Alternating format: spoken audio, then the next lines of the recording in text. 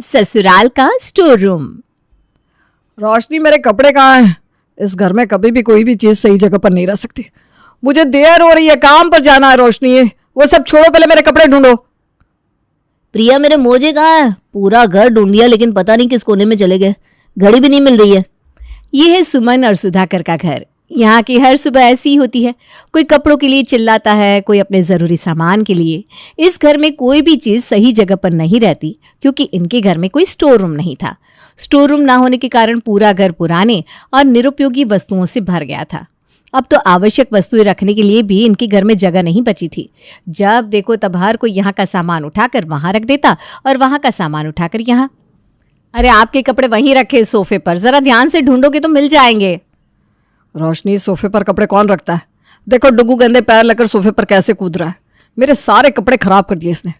अंदर अलमारी में रख देती, नहीं तो बेड पर यहाँ रखने की क्या जरूरत थी? आपको क्या लगता है हमारा घर एक बड़ा सा महल है जिसमें ढेर सारी जगह है, बड़े बड़े कमरे हैं, अलमारियां हैं? अगर आपको ऐसा लगता है तो सपने से बाहर आ जाइए जनाब। देखिए जरा, 3 कमरे का घर है हमारा, वो भी 1 बेडरूम तोड़कर हमने 2 बेडरूम बनवाए। हमारी अलमारी भी कितनी छोटी है, बड़ी मुश्किल से मेरे और डुगू के कपड़े बैठते हैं उसमें। आपके कपड़े रखने के लिए जगह ही नहीं है। अरे अभी तक मुझे अपने मोजे नहीं मिले। प्रिया, क्या कर रही हो तुम? क्या है, खुद अपना सामान ठिकाने पर नहीं रखते और बाद में प्रिया प्रिया चिल्लाते रहते हो। अरे इस घर में अपना सामान मैं कहीं भी रखूं, कभी नहीं मिलता। बेवजह की भीड़ बढ़ा कर रखी है घर में। जिधर देखो उधर निरुपयोगी वस्तुएं। उपयोग के सामान के लिए भी हमारे घर में अब जगह नहीं है। कितनी बार कहा पापा से कोई बड़ा घर खरीद लेते हैं, लेकिन उनकी जान इस पुराने मकान में ही अटकी है। माँ भी पता नहीं ये पुराना सामान बेच क्यों नहीं देती। ये देखो, तुम्हारे मोजे और घड़ी वहां टीवी के पास पड़े थे, लेकिन भगवान ने आंखों की जगह तुम्हें तो बटन दिया है ना। खुद का काम होता नहीं, तुमसे हर काम के लिए प्रिया प्रिया चाहिए।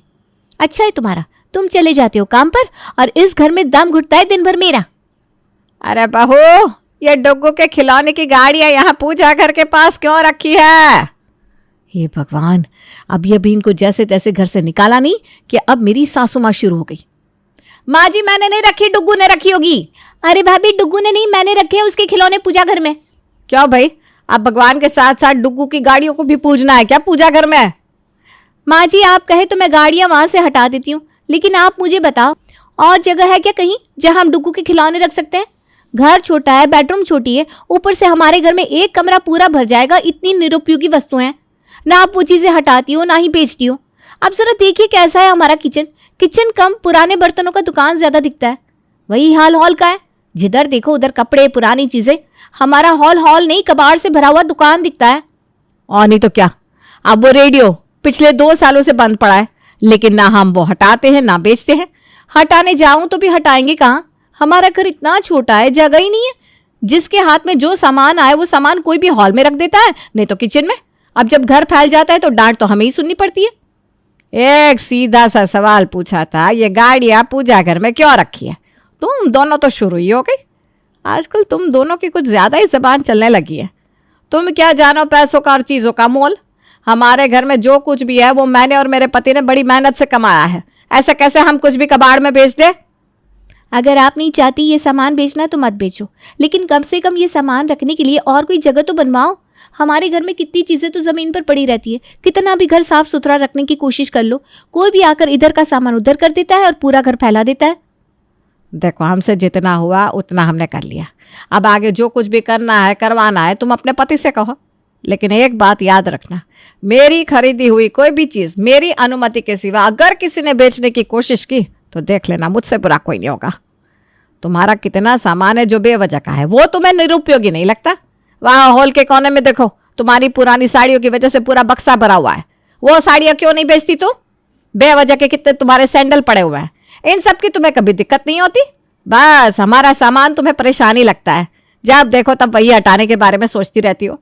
अरे हमारे हाथ पैर चलते हैं इसीलिए ठीक है, लेकिन तुम्हारा बस चले तो तुम तो हम बूढ़ों को भी कबाड़ वाले को बेच दोगे।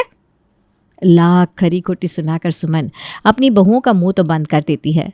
उनकी एक बात तक नहीं सुनती, उल्टा उन्हें कितना कुछ सुना देती है। एक दिन प्रिया की माँ हेमा प्रिया के ससुराल आती है। प्रिया, ये तुम्हारा घर है या कोई स्टोर रूम? कितना फैला हुआ है, जिधर देखो उधर बस बेकार की चीजें, कपड़े और पुराना सामान दिख रहा है। 4 मेहमान तुम्हारे घर आ जाए तो उन्हें बैठने के लिए भी जगह नहीं है। न जाने तुम लोग कैसे रहते हो इस कबाड़ खाने में। अब मैं क्या ही करूँ माँ, मेरी सास को कितना भी समझा लो, वो हमारे घर की बेकार की चीज़ें बेचती नहीं। उन्हें हर एक चीज़ संभाल के रखनी होती है। कहती है अब काम की नहीं है, लेकिन इसका कब काम पड़ जाए हमें क्या पता। ऐसा करते करते हर एक पुरानी चीज़ इन्होंने संभाल कर रखी है। इससे भी मुझे कुछ दिक्कत नहीं है, लेकिन आप देख रही हो ना हमारे घर का क्या हाल हो गया है। इसीलिए मैंने इन लोगों से कहा कि आपको ये चीज़ संभाल कर रखनी है तो रखो, लेकिन कम से कम ये चीज़ें हॉल से हटा दो, कहीं और रखो। लेकिन ये लोग मानते ही नहीं।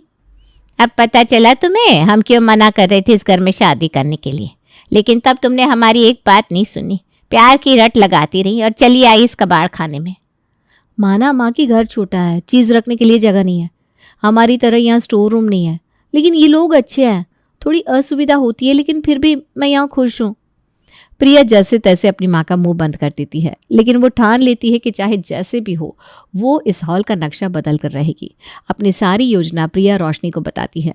शाम के वक्त सारे मर्द काम से घर आते हैं और बस उन्हें देखते ही शुरू हो जाती है प्रिया और रोशनी की नौटंकी। प्रिया ये क्या, तुम यहाँ आंगन में चूल्हे पर खाना क्यों पका रही हो? हमारा यहाँ किचन है, गैस है फिर भी। देवर जी, सिर्फ एक दिन आप हमारे किचन में जाकर खाना बनाकर देखो। एक बर्तन लेने जाओगे ना तो कई बर्तन हमारे ऊपर आकर गिरते हैं।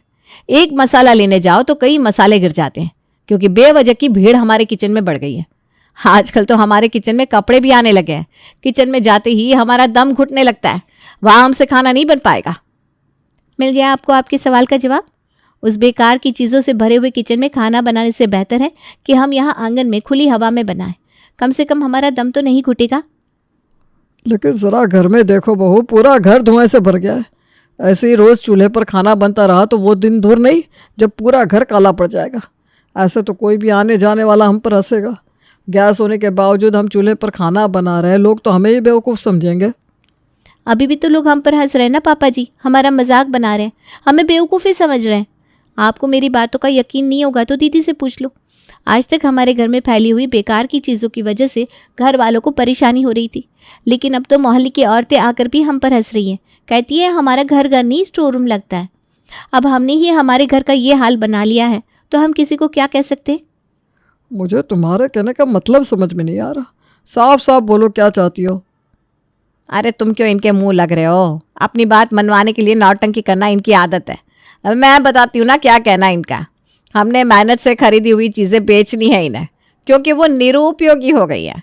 पिछले कुछ दिनों पहले ही मेरा सर खा रही थी इस बात को लेकर, मैंने तो नज़रअंदाज कर दिया, इसलिए अब ये आपके सामने नौटंकी कर रही है और कुछ नहीं। सुमन, तुम अपना मुंह बंद रखो, मुझे इनसे सुनना है। सुमन कह रही है वो बात सच है क्या बहू? हाँ पापा जी, आपको चीज़ें बेचनी है या हटानी है ये हम नहीं जानते, लेकिन इन निरुपयोगी चीज़ों की वजह से आपत्ति हो रही है। मोहल्ले की औरतें हमें ताने मार रही हैं। अब देखो, कल ही गेहूं की गोनी आई है, वो अभी तक हॉल में पड़ी है, वो रखने के लिए भी हमारे घर में जगह नहीं है। माँ जी, आप मेहनत से कमाई हुई चीज़ें बेचना नहीं चाहती तो वो चीज़ें रखने के लिए हमें एक अलग से कमरा बनाना होगा, स्टोर रूम जैसा। जो सामान कभी कभार यूज़ होता है हम वहाँ रखेंगे। हमें मतलब सभी घर वालों को परेशानी भी नहीं होगी और हमारा घर भी साफ़ सुथरा रहेगा। स्टोर रूम में सब सामान रखने के बाद काफ़ी जगह बच जाएगी। वहाँ रोज़ के इस्तेमाल के कपड़े और बाकी ज़रूरत की चीज़ें भी रखेंगे, ताकि सुबह सुबह गौरव और बड़े भैया को घर पर अपने कपड़े नहीं ढूंढने पड़े। कहाँ इनकी बातों में आकर खर्चा बढ़ा रहे हो आप? 2 दिन तमाशा करेगी फिर चुप हो जाएगी। चलो ठीक है बहू, मैं तुम दोनों की बातों से सहमत हूँ। कल ही मैं कारीगर से बात करके यहाँ आंगन में जो खाली जगह है वहाँ पर एक स्टोर रूम बनवा देते हैं। फिर हमारे घर में जो सामान कम इस्तेमाल होता है वो तुम लोग यहाँ रखना। कम से कम स्टोर रूम बनने से घर में जो झगड़ा होता है वो तो बंद होगा और सबकी ज़रूरत का सामान और कपड़े भी सही जगह पर रहेंगे। ये बात बिल्कुल सही कही पापा आपने। नहीं तो इस घर में हमारे कपड़े रखने के लिए बिल्कुल भी जगह नहीं है। सुबह ऑफिस जाने का नाम लिया नहीं कि शर्ट इधर पैंट उधर, कपड़े ढूंढने में ही घंटों चले जाते हैं। जैसे तैसे प्रिया और रोशनी सुधाकर को स्टोर रूम बनवाने के लिए मना लेती हैं। अगले दिन सुबह ही स्टोर रूम का काम शुरू हो जाता है और 2 दिन में बनकर तैयार भी हो जाता है। फिर देखते ही देखते घर की सारी निरुपयोगी चीज़ें, पुराने बर्तन, पुराने कपड़े स्टोर रूम में रखे जाते हैं। जैसे जैसे चीज़ें हटती जाती है वैसे घर का नक्शा बदलता है। आगे देखा, बेवजह की चीज़ें हटा दी तो हमारा घर कितना सुंदर लग रहा है। अब हम हमारे किचन में अच्छे से खाना बना सकते हैं, घर में चैन से सांस ले सकते हैं। अब हमारा घर तो इतना खाली हो गया है कि डुग्गू को भी खेलने के लिए अच्छी जगह हो गई। प्रिया, अच्छा हुआ तुमने ये स्टोर रूम बनाने का आइडिया दिया, नहीं तो हमें उसी कबाड़ खाने में रहना पड़ता। सब लोग हंसने लगते हैं। अगले कुछ दिन तो सही जाते हैं, लेकिन अगले कुछ ही दिनों में पूरा स्टोर रूम भर जाता है और फिर दोनों बहू में झगड़ा शुरू हो जाता है। झगड़ा इतना बढ़ जाता है कि छोटी बहू बड़ी बहू का सामान स्टोर रूम से निकाल कर फेंकती है तो बड़ी बहू छोटी बहू का। अरे बहू, झगड़ा क्यों कर रही हो? तुम दोनों ने ही इनको बहला फुसला कर ये स्टोर रूम बनवाया है ना? अच्छा हुआ, लेकिन अब इसी स्टोर रूम को लेकर झगड़ा क्यों कर रही हो? स्टोर रूम काफ़ी बड़ा है, दोनों अपना सामान अच्छे से रखो। यूं एक दूसरे का सामान फेंकने की क्या ज़रूरत है? प्रिया, रोशनी के कपड़े अंदर रख दो। माँ जी, अगर आपको इनकी सच्चाई पता चलेगी ना तो आप भी इनका सामान मेरी तरह स्टोर रूम से बाहर फेंकोगी। भैया ऐसा क्या कर दिया इसने? दीदी ने अपने कमरे का पूरा सामान स्टोर रूम में लाकर रखा है, इस वजह से पूरी स्टोर रूम भर गई है। इन्हें इनका सामान रखने के लिए जगह नहीं है, इस वजह से ये मेरा सामान बाहर फेंक रही है। और ये देखिए, आपकी साड़ियों की बोरी भी इन्होंने बाहर फेंक दी। दीदी, ये कपड़े कबाड़ वाले को देने वाली थी, वो भी आपको बिना बताए। अच्छा हुआ मैंने देख लिया, नहीं तो आज ये आपकी बरसों से जमाई हुई साड़ियाँ फेंक देती। मैंने इन्हें मना किया, इस वजह से अब ये मुझसे झगड़ा कर रही है। तुम्हारी इतनी हिम्मत रोशनी? इस घर में हर कोई अपनी मनमानी कर रहा है। घर में मेरे सामान के लिए जगह नहीं थी, इसलिए आप लोगों ने स्टोर रूम बनवाया ताकि हम वहाँ मेरा सामान रख सके। लेकिन अब स्टोर रूम में भी आपको मेरे सामान से दिक्कत हो रही है, जो मुझे पूछे बिना मेरे कपड़े कबाड़ वाले को दिए जा रहे हैं। मेरी ही गलती है कि मैंने तुम दोनों को कुछ ज़्यादा ही छूट दे रखी है। अब दिखाती हूँ मैं तुम दोनों को कि सास क्या होती है। सुमन स्टोर रूम को ताला लगा देती है, चाबी अपने पास रख कर वहाँ से चली जाती है। न तेरा न मेरा, देखा हमारे झगड़े का नतीजा? माँ जी के पुराने कपड़े हम बेच देते तो स्टोर रूम में अच्छी खासी जगह हो जाती। थोड़े हिस्से में तुम अपने कपड़े रखती, थोड़े हिस्से में मैं अपने कपड़े रखती, लेकिन नहीं, तुमसे कोई बात शांति से होती नहीं। अब लगा लिया ना माँ जी ने स्टोर रूम को ताला, अब कैसे रखोगी अपना सामान स्टोर रूम में? झगड़े की शुरुआत आपने की थी, पहले आपने मेरे कपड़े बाहर फेंके थे, ये सब आपकी वजह से हुआ है। प्रिया, मैं तुम्हारे कपड़े फेंक नहीं रही थी, बस मेरे कपड़े रखने के लिए जगह बना रही थी। अच्छा जी, मेरे कपड़े हटाकर गिराकर? हाँ, ये देखिए, आपके हाथ से मेरा मेकअप का सामान गिर गया, इनकी महंगी घड़ी भी गिर गई और टूट गई। अरे पर मैंने ये सब कुछ जानबूझकर नहीं किया। लेकिन अब आगे क्या करे?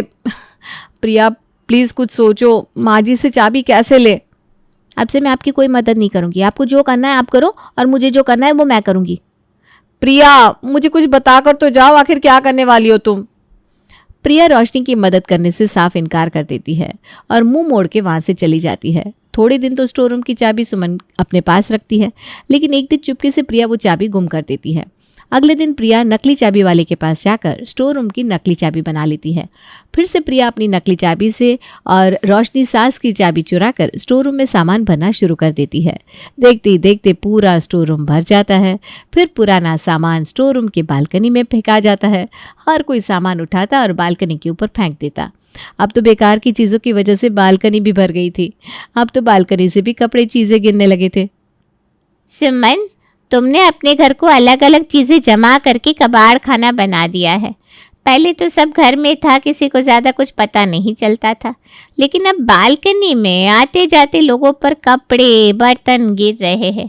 तुम्हारा घर घर कम, कबाड़ खाने का प्रदर्शन ज्यादा लग रहा है। तुम अपने काम से काम रखो, हम हमारा देख लेंगे। तुमसे खुद का घर संभलता नहीं और आ जाती है लोगों को अकल सिखाने। सविता मुंह मोड़ के वहां से चली जाती है। तभी वहां कबाड़ वाला आता है। बहन जी, कुछ कचरा होगा तो निकालो, अभी कबाड़ का अच्छा भाव चल रहा है। हे भगवान, अब इसकी ही कमी थी जो आपने इसे भी भेज दिया। घर मेरा, चीज़ें मेरी, लेकिन दिक्कत हर किसी को है। क्या सोच रही हो बहन जी? अरे तुम किसी और घर में जाओ, हमारे घर में तुम्हें कुछ नहीं मिलेगा।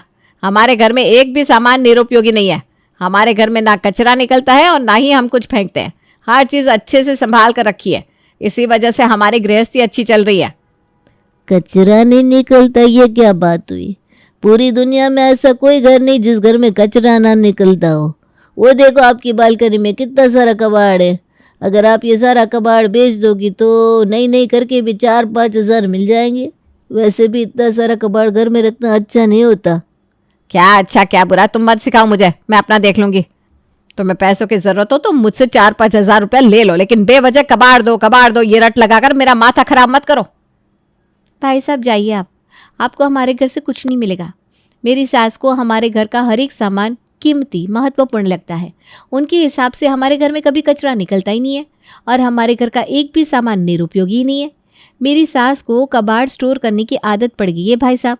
हम समझा समझा कर थक गए, कबाड़ बेच दो, कबाड़ बेच दो, लेकिन ये किसी की नहीं सुनती। कबाड़ से स्टोर रूम भर गया तो अब हमने बालकनी को स्टोर रूम बना दिया। वो देखिए, आपको हमारे यहाँ से कुछ भी नहीं मिलेगा, लेकिन मेरी सास आपके पास जो कबाड़ है ना, शायद वो खरीद लेगी। जाइए आप।